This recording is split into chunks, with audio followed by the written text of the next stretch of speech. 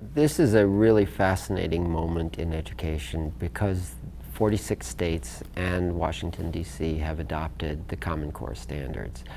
Right now, the Common Core standards are standards for reading in language arts, in both fiction and what the Common Core calls IT informational texts, what we used to call nonfiction, but basically it's the same, also in science and in math.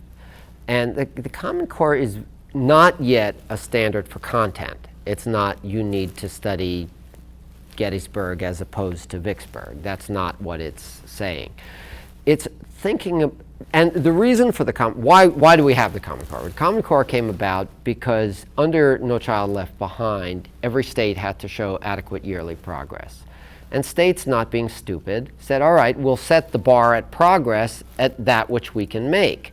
So famously, a child graduating, doing really well as a 12th grader and graduating high school in Mississippi was an 8th grader in Massachusetts. And this just made no sense. It made no sense for the colleges that these graduates went on to or for the workforce that they went on to.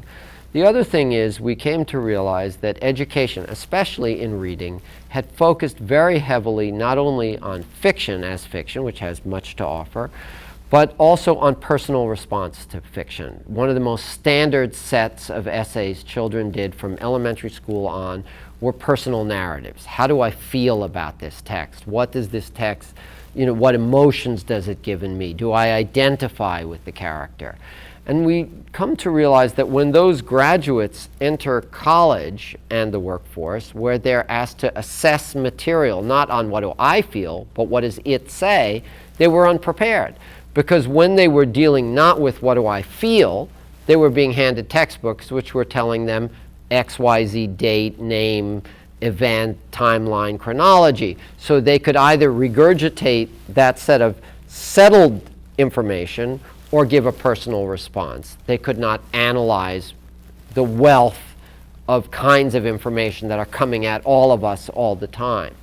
So what the Common Core has developed is this idea of a spiraling approach, which means, and this is what I love about it, when you have a preschool class that's sitting there in a library and the library is reading them the story of the Three Little Pigs, as well as every other tool she's always used to engage the kids, she is also going to be asking them, what do you think is going to happen next to the House of Straw or the House of Wood? She's going to ask, okay, what's your evidence? What in this story gives you evidence for thinking that's going to happen? And then she also may say, well, who's telling this story? Would the wolf tell the same story? What's this same story from the wolf's point of view? And fortunately, we now have picture books that tell the same story from the wolf's point of view. Why does this matter is because as the spiral moves up, that same child will keep being asked as he or she reads, why do you think that?